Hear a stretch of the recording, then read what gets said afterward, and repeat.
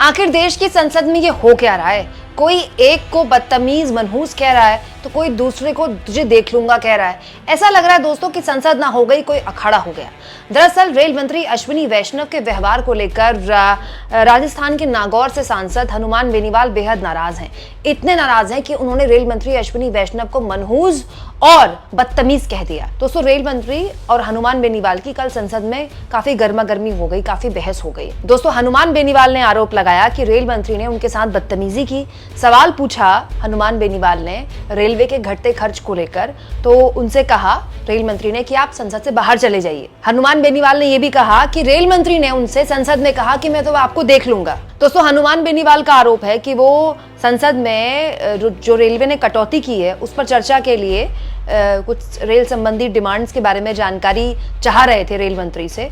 और हनुमान बेनीवाल ने कहा कि रेल महकमे के लिए अश्विनी वैष्णव से मैं जानना चाहता था रेल खर्चे को लेकर जानकारी, लेकिन वो तो बिफर पड़े। यही नहीं दोस्तों, बाहर आकर मीडिया से हनुमान बेनीवाल ने बात की और कहा कि रेल मंत्री बहुत ही बदतमीज हैं और एक तरह से मनहूस हैं, अशुभ हैं। रेल मंत्री, जब से रेल मंत्री ने रेल मंत्रालय संभाला है तब से लगातार रेल दुर्घटनाएं हो रही हैं। इसके अलावा उन्होंने ये भी कहा कि हनुमान बेनीवाल ने तंज कसते हुए कहा कि अब तो रेलवे में कोई रात को सोता है रेल में तो उसको डर लगा रहता है कहीं ट्रेन डिरेल ना हो जाए, उसको नींद नहीं आती है रात को। तो बड़ा सवाल ये है दोस्तों कि क्या अश्विनी वैष्णव ने वाकई ऐसा कहा?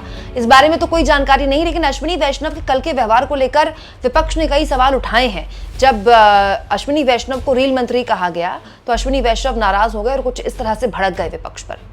लोको पायलट जब अपनी ड्यूटी कंप्लीट करके आते हैं तो वो रनिंग रूम में ऐसा है, केवल रील बनाने वाले लोग नहीं, हम मेहनत करने वाले लोग हैं, काम करने वाले लोग हैं। आपकी तरह रील बना के दिखाने वाले लोग नहीं हम, समझे ना? बैठो, बहुत हो गया था, कुछ भी बोल देता है।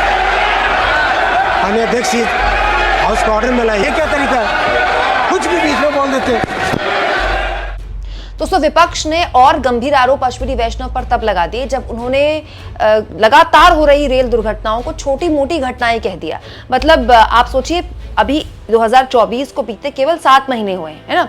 7 महीने में 19 रेल हादसे हो चुके हैं, 19 रेल हादसे। और अश्विनी वैष्णव के रेल मंत्री होते हुए 3 साल में 131 ट्रेन हादसे हो चुके हैं। दोस्तों रेल मंत्री को समझना चाहिए कि ये पूरा का पूरा मसला कहीं भी पर्सनल होने वाला नहीं है। रेल मंत्रालय चाहे अश्विनी वैष्णव संभाले या कोई और, अगर लगातार इस तरह की भीषण रेल दुर्घटनाएं हो रही हैं तो उनसे सवाल पूछे जाएंगे।